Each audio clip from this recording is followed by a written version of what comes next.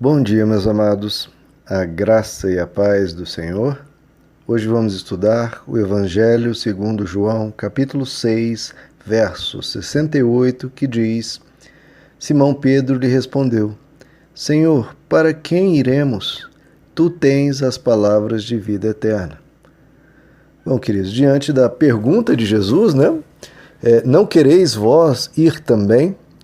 Lembrando que a multidão havia abandonado Jesus, um grande grupo de discípulos havia abandonado Jesus. Então ele se volta para os 12 discípulos mais íntimos e pergunta a eles: vocês também não querem ir?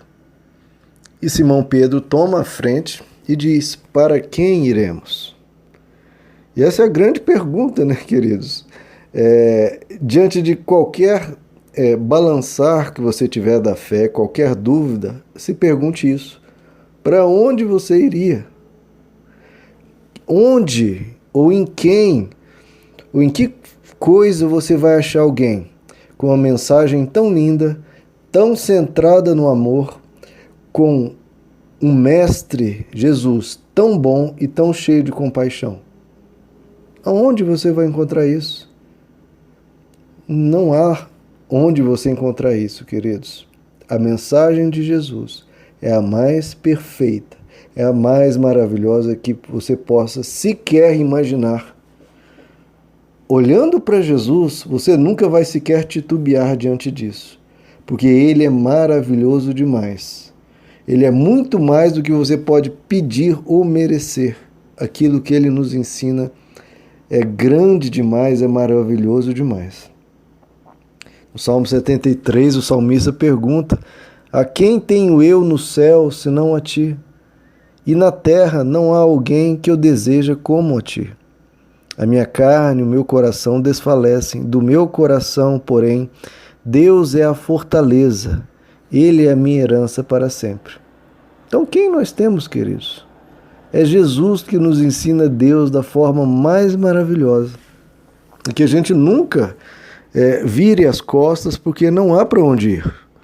É você ir da fonte da água da vida para os desertos que há aí fora.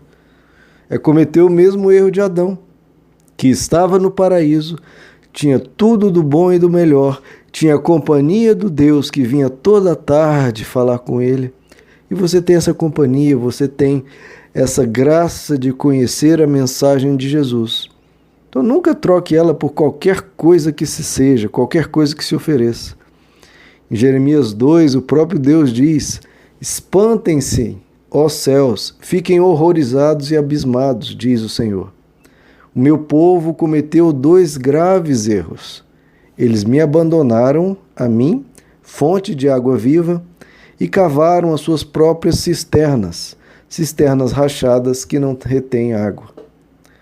Então, você abandonar a fonte da água viva para cavar o seu próprio poço e não encontrar água alguma, é uma grande perda de tempo, queridos? E é uma grande tristeza, porque está diante de ti a fonte da água viva. Para onde ir? Para o mundo? Para o legalismo, de religiosidades ferrenhas, rígidas, que você não vê em Jesus? Para outra religião, com seus deuses, com suas idolatrias, com seus poréns, com suas guerras? Não dá, queridos? Para o ateísmo, que tudo é matéria, tudo vai morrer, acabar, a vida não tem sentido nenhum, se adapte a isso. O amor e tudo mais são meras químicas? Não, queridos? Você vai voltar e viver em torno apenas de si mesmo? Não tem para onde ir, queridos. Jesus realmente, Ele é o caminho, Ele é a verdade, Ele é a vida.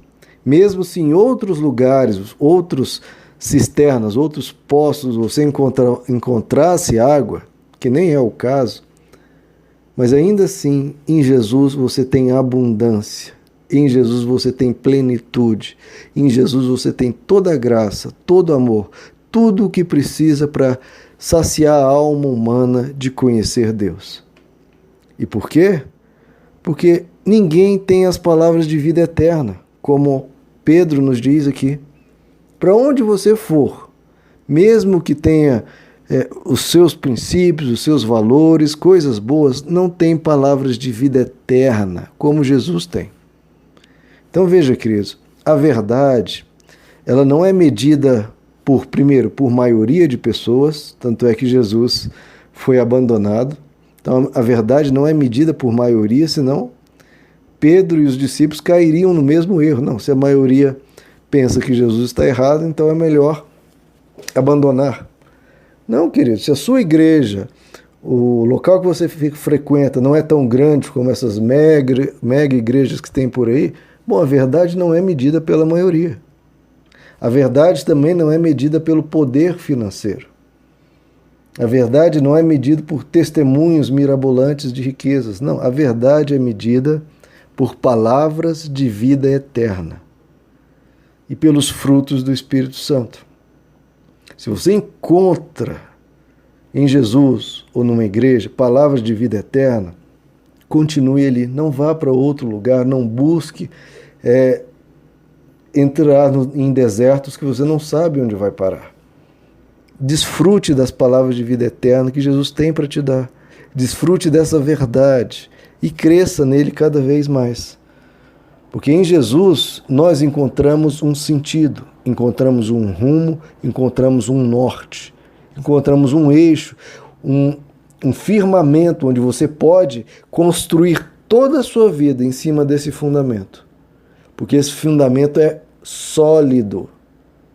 Você não precisa ter medo. Sua casa vai estar sendo fundada na rocha, não na areia. Firmando-se em Jesus, se vierem tempestades, você permanecerá de pé, firme e forte. É em Jesus que encontramos palavras de vida eterna.